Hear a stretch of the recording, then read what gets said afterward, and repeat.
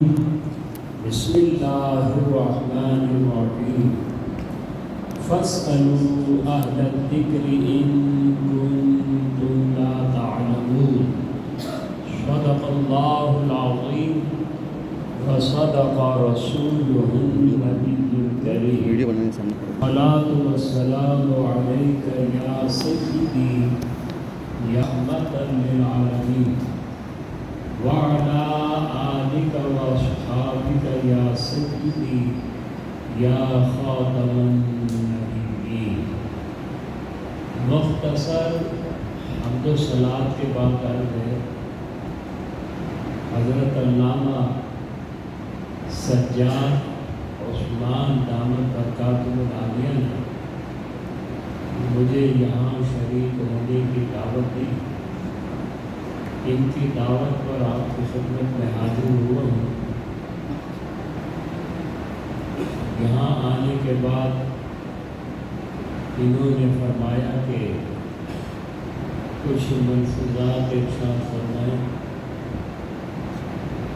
تو ملفوظات تو بڑوں کے ہوتے ہیں، میں کچھ گفتگو آپ کی خدمت میں عرض کرتا ہوں۔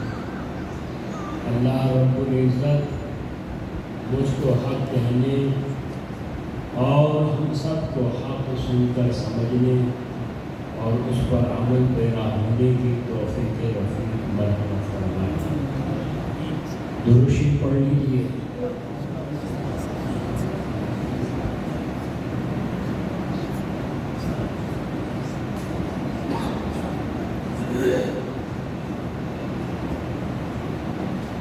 اللہ رب العالمین نے اپنے مقدس کلام قرآن حکیم میں ارشاد فرمایا فاسألوا اہل الذکر ان کنتم لا تعلمون۔ اللہ تعالیٰ کا یہ فرمان علی شان پورے قرآن پاک میں دو مقامات پر ہے، ایک سورہ نحل میں ہے اور ایک سورہ انبیاء میں ہے۔ تو پورے قرآن پاک میں اللہ تعالیٰ کا یہ فرمان دو مقامات پر ہے جو آپ نے سنا، اور اس فرمان میں دو ہی طرح کے لوگوں کا ذکر کیا گیا ہے، اور وہ دو طرح کے لوگ کون ہیں؟ ایک وہ لوگ ہیں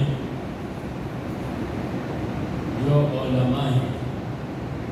اور ایک وہ ہیں جو غیر علماء ہیں۔ یوں بھی آپ کہہ سکتے ہیں کہ ایک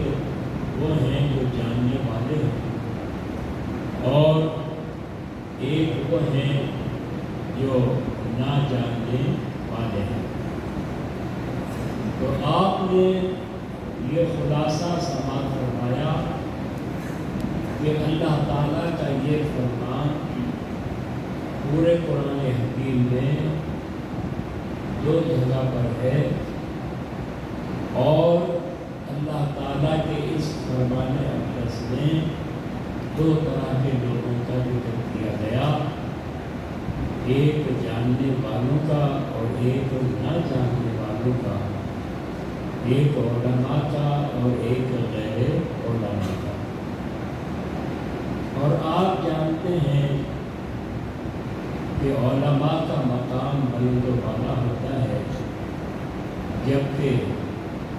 غیر علماء اس مقام پر فائز نہیں ہوتے۔ اسی طرح سے جاننے والے وہ بلند ہوتے ہیں اور نہ جاننے والے پست ہوتے ہیں۔ اس سلسلے میں سب سے پہلی بات میں یہ عرض کروں کہ اللہ رب العزت نے ارشاد فرمایا فاسألوا اہل الذکر، تم اہل ذکر سے پوچھو۔ تمام تراجم اٹھا کر آپ دیکھ لیں، تمام مکاتب فکر کے تراجم اٹھا کر دیکھ لیں، تو اہل ذکر کا ترجمہ اہل علم سے کیا گیا ہے۔ اللہ تعالیٰ نے یہ فرمایا فَاسْأَلُوا أَهْلَ الذِّكْرِ، یہ نہیں فرمایا فَاسْأَلُوا أَهْلَ الْعِلْمِ، لیکن ہر ایک نے ترجمہ اہل ذکر کا وہ اہل علم کیا ہے۔ کسی کا بھی آپ ترجمہ اٹھا کر دیکھ لیں۔ تو اس میں حکمت کیا ہے کہ جب اہل ذکر سے مراد اہل علم ہے تو اہل علم نہیں فرمایا گیا بلکہ اہل ذکر فرمایا گیا، تو اس میں کوئی راز ہوگا، کوئی حکمت ہوگی۔ تو علماء اسلام نے یہ بات لکھی ہے کہ یہاں اہل ذکر اللہ تعالیٰ نے ارشاد فرمایا، اس میں حکمت یہ ہے کہ اہل علم تو بہت ہیں، ظاہر ہے کہ ہر شہر میں ہر ملک میں اہل علم پائے جاتے ہیں، تو اہل علم بہت ہیں، لیکن ہر علم والے سے پوچھنے کی حاجت اور ضرورت نہیں ہے، بلکہ اس علم والے سے پوچھو جو تقوی اور طہارت میں کامل ہو، اکمل ہو، کیونکہ ہر علم والا وہ تقوی اور طہارت میں مکمل ہو یہ ضروری نہیں ہے۔ بہت سے علم والے ہوتے ہیں جو فسق و فجور میں بھی لگے ہوئے ہوتے ہیں، جو ڈرپوک قسم کے بھی ہوتے ہیں، بزدل بھی ہوتے ہیں، اسی طرح سے لالچی بھی ہوتے ہیں، حریص بھی ہوتے ہیں۔ تو لہذا اس علم والے سے مت پوچھو جو ڈرپوک ہو، بزدل ہو، جو لالچی ہو، حریص ہو، جس کے پاس تقوی اور طہارت نام کا نہ ہو، کیونکہ آپ اس سے پوچھو گے تو بہت سے ایسے مفاسد ہیں